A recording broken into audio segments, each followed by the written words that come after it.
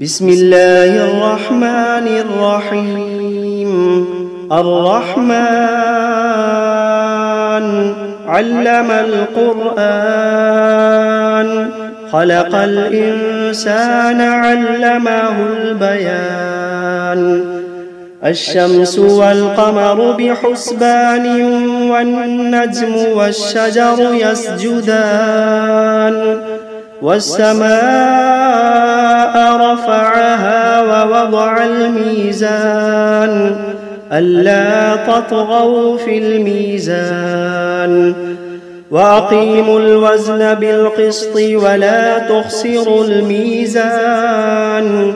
والأرض وضعها للأنام، فيها فاكهة والنخل ذات الأكمام. والحب ذو العصف والريحان، فبأي آلاء ربكما تكذبان. خلق الإنسان من صلصال كالفخار، وخلق الجان من مارج من نار. فبأي آلاء ربكما تكذبان. رب المشرقين ورب المغربين، فبأي آلاء ربكما تكذبان. مرج البحرين يلتقيان، بينهما برزخ لا يبغيان. فبأي آلاء ربكما تكذبان. يخرج منهما اللؤلؤ والمرجان، فبأي آلاء ربكما تكذبان. وله الجوار المنشآت في البحر كالأعلام، فبأي آلاء ربكما تكذبان. كل من عليها فان، ويبقى وجه ربك ذو الجلال والإكرام. فبأي آلاء ربكما تكذبان. يسأله من في السماوات والأرض كل يوم هو في شأن. فبأي آلاء ربكما تكذبان. سنفرغ لكم أيها الثقلان، فبأي آلاء ربكما تكذبان. يا معشر الجن والإنس إن استطعتم أن تنفذوا من أقطار السماوات والأرض فانفذوا، لا تنفذون إلا بسلطان. فبأي آلاء ربكما تكذبان. يرسل عليكما شواظ من نار ونحاس فلا تنتصران. فبأي آلاء ربكما تكذبان. فإذا انشقت السماء فكانت وردة كالدهان. فبأي آلاء ربكما تكذبان. فيومئذ لا يسأل عن ذنبه إنس ولا جان. فبأي آلاء ربكما تكذبان. يعرف المجرمون بسيماهم فيؤخذ بالنواصي والأقدام. فبأي آلاء ربكما تكذبان. هذه جهنم التي يكذب بها المجرمون يطوفون بينها وبين حميم آن فبأي آلاء ربكما تكذبان ولمن خاف مقام ربه جنتان فبأي آلاء ربكما تكذبان ذواتا أفنان فبأي آلاء ربكما تكذبان فيهما عينان تجريان فبأي آلاء ربكما تكذبان فيهما من كل فاكهة زوجان فبأي آلاء ربكما تكذبان متكئين على فرش بطائنها من استبرق وجنى الجنتين دان فبأي آلاء ربكما تكذبان فيهن قاصرات الطرف لم يطمثهن إنس قبلهم ولا جان فبأي آلاء ربكما تكذبان كأنهن الياقوت والمرجان فبأي آلاء ربكما تكذبان هل جزاء الإحسان إلا الإحسان فبأي آلاء ربكما تكذبان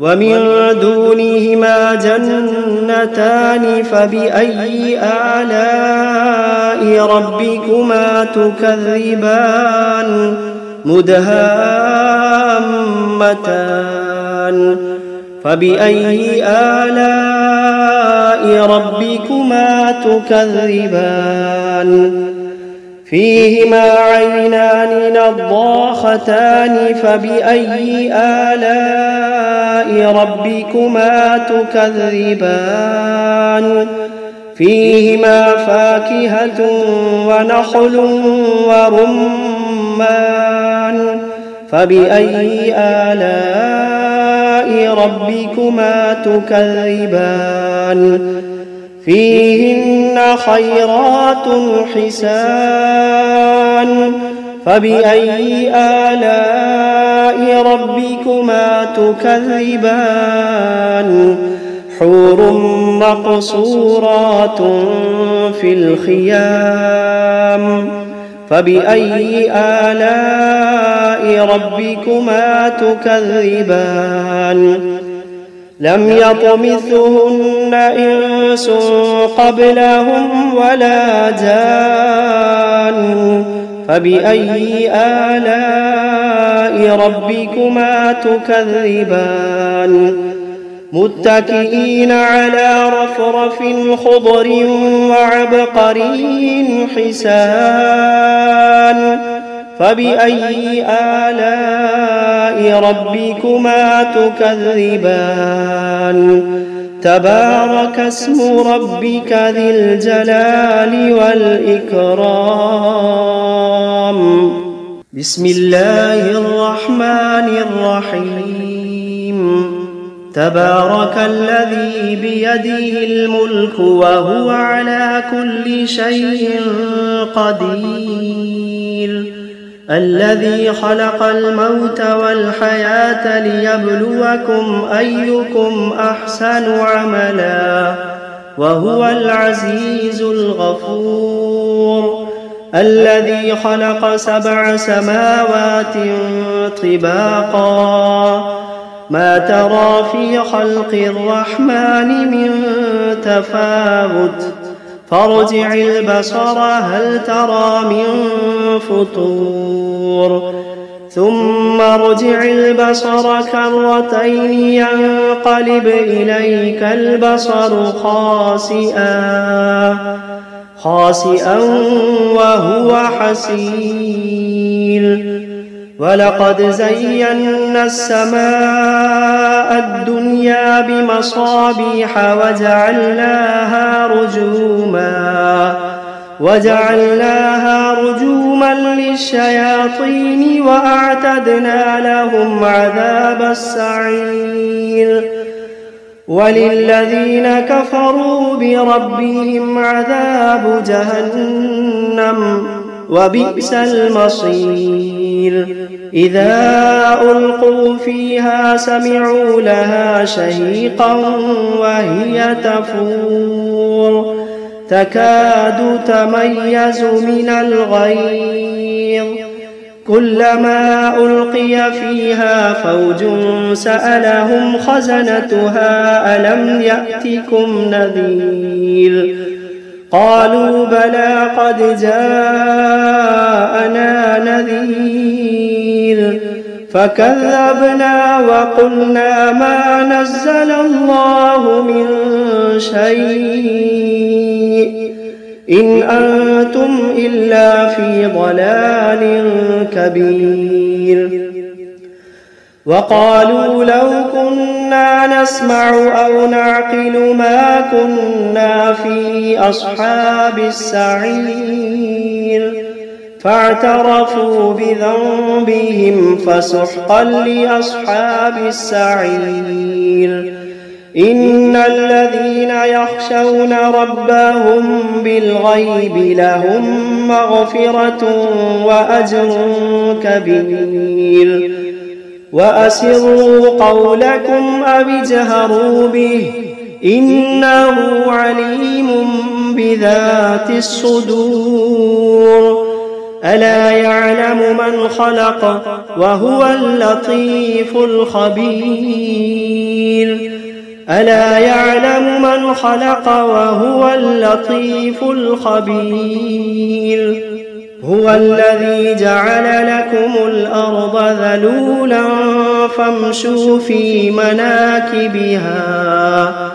فامشوا في مناكبها وكلوا من رزقه وإليه النشور أأمنتم من في السماء أن يخسف بكم الأرض فإذا هي تمور أم أمنتم من في السماء أن يرسل عليكم حاصبا فستعلمون كيف نذير ولقد كذب الذين من قبلهم فكيف كان نكير أولم يروا إلى الطير فوقهم صافات ويقبضن ما يمسكوهن إلا الرحمن إنه بكل شيء بصير أمن هذا الذي هو جند لكم ينصركم من دون الرحمن إن الكافرون إلا في غرور أمن هذا الذي يرزقكم إن أمسك رزقه بل لجوا في عتب ونفور أفمن يمشي مكبا على وجهه أهدى أمن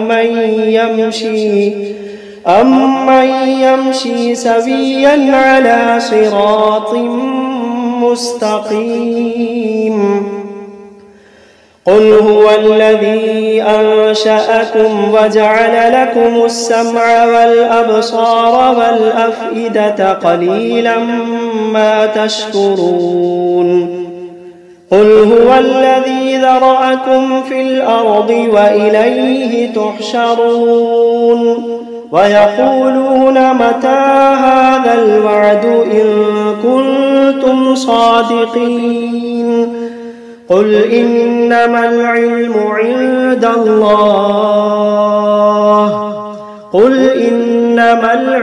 عند الله وإنما أنا نذير مبين فلما رأوه زلفة سيئت وجوه الذين كفروا وقيل هذا الذي كنتم به تدعون قل أرأيتم إن أهلكني الله ومن معي أو رحمنا فمن يجير الكافرين من عذاب أليم قل هو الرحمن آمنا به وعليه توكلنا فستعلمون من هو في ضلال مبين قل أرأيتم إن أصبح ماؤكم غورا فمن يأتيكم بماء معين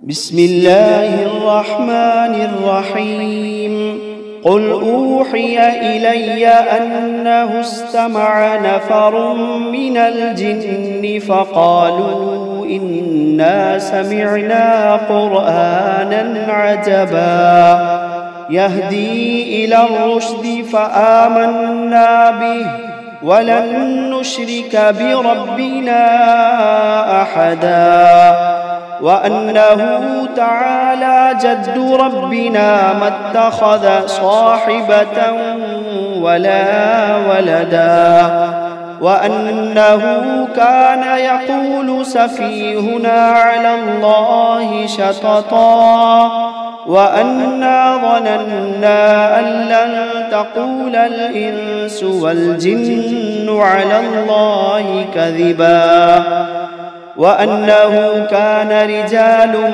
من الإنس يعوذون برجال من الجن فزادوهم رهقا وأنهم ظنوا كما ظننتم أن لن يبعث الله أحدا وأنا لمسنا السماء فوجدناها ملئت حرسا شديدا وشهبا وأنا كنا نقعد منها مقاعد للسمع فمن يستمع الآن يجد له شهابا رصدا وأنا لا ندري أشر أريد بمن في الأرض أم أراد بهم ربهم رشدا وأنا منا الصالحون ومنا دون ذلك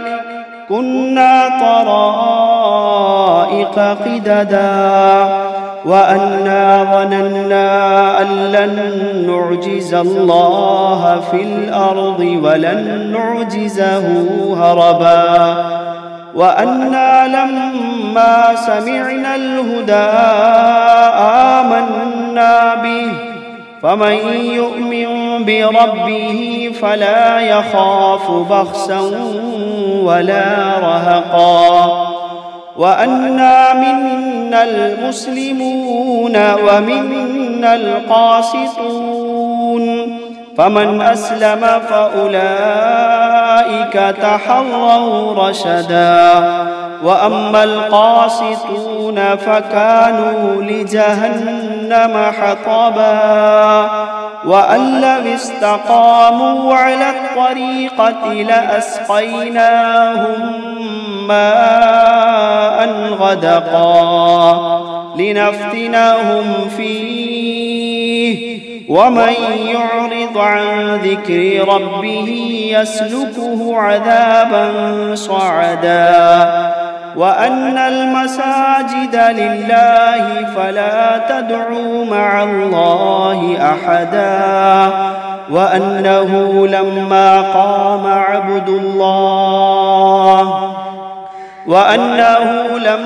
قام عبد الله يدعوه كادوا يكونون عليه لبدا. قل إنما أدعو ربي ولا أشرك به أحدا. قل إني لا أملك لكم ضرا ولا رشدا. قل إني لا أملك لكم ضرا ولا رشدا. قل إني لن يجيرني من الله أحد. قل إني لن يجيرني من الله أحد ولن أجد من دونه ملتحدا إلا بلاغا من الله ورسالاته ومن يعص الله ورسوله فإن